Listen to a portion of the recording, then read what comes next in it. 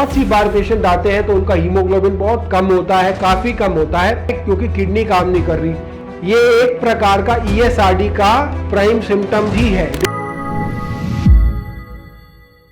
And stage renal disease में क्या क्या सिम्टम्स देखने को मिलते हैं, यानी कि ESRD भी कहा जाता है इसको, एंड स्टेज रीनल फेलियर भी कहा जाता है। इस समय यानी कि किडनी की 5th स्टेज पर आने के समय क्या क्या सिम्टम्स आते हैं किडनी पेशेंट्स में, बात करेंगे उन्हीं सभी पर। मैं डॉक्टर पुनीत कर्मा आयुर्वेदा में आपका स्वागत करता हूं। नंबर 1 सिम्टम देखने को मिलता है एनीमिया का होना।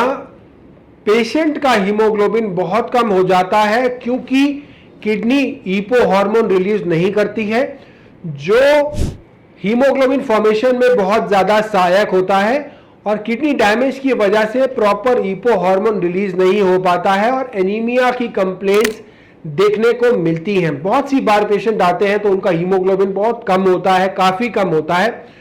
इसी कारण से होता है, इसी कारण से एनीमिया होता है क्योंकि किडनी काम नहीं कर रही, तो ईपो हार्मोन रिलीज नहीं हो रहा और उस वजह से हीमोग्लोबिन कम हो रहा है और एनीमिया डेवलप हो रहा है।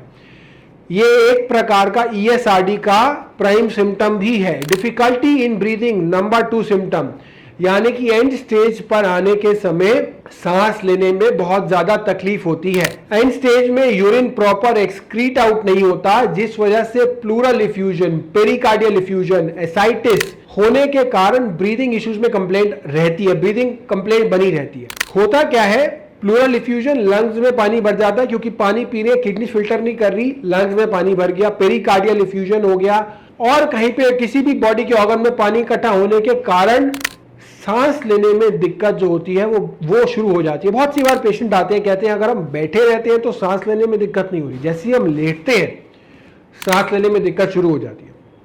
उसका सीधा सीधा कारण ये होता है क्योंकि लंग्स में पानी होने के कारण सांस लेने में लेटते समय ज्यादा दिक्कत होती है किडनी पेशेंट्स में। नंबर 3 सिम्टम है स्वेलिंग का होना। एंड स्टेज में पीडोलोडेमा हो जाता है। बहुत सी बार पैरों में सूजन हो जाती है, पानी भर जाता है, क्योंकि पानी जो पी रहे हैं वो ग्रेविटेशनल फोर्सेस के कारण पैरों में जाने की संभावना ज्यादा होती है। इसलिए पानी जब भी पिए किडनी पेशेंट्स बैठ कर पिए, सिप सिप करके पिए, घुट घुट करके पिए।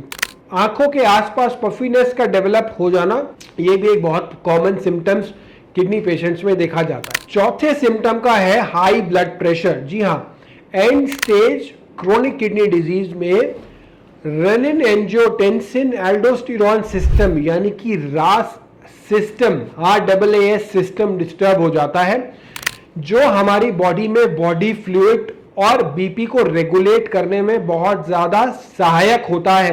बॉडी में बॉडी फ्लूइड और बीपी को रेगुलेट करने में रास सिस्टम जो है वो बहुत ज्यादा महत्वपूर्ण होता है, और इसके डिस्टर्ब हो जाने के कारण बीपी जो है वो बहुत ज्यादा फ्लक्चुएट करता है और बहुत हायर साइड पे चला जाता है। किडनी के काम ना करने के कारण, रास सिस्टम के डिस्टर्ब हो जाने के कारण बीपी बहुत अधिक हो जाता है।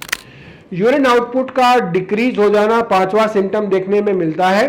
एंड स्टेज CKD में यूरिन का आउटपुट जो है वो रेगुलरली कम होता चला जाता है, क्योंकि किडनी फिल्टर नहीं कर पा रही होती पानी, और वो पानी जगह जगह पे इकट्ठे होना लग जाता है, जिस वजह से डायलिसिस की आवश्यकता पड़ती है। कर्मा आयुर्वेदा में बहुत लंबे समय से हम किडनी का आयुर्वेदिक तरीके से ट्रीटमेंट कर रहे हैं। जिनका GFR कम था, GFR इंप्रूव हुआ है, क्रेटिनाइन बढ़ा हुआ था, वो रिड्यूस हुआ है, डायलिसिस 2 बार चल रहा था, 1 बार हुआ, 3 बार चल रहा था, 2 बार हुआ, ट्रांसप्लांट की आवश्यकता नहीं पड़ी है।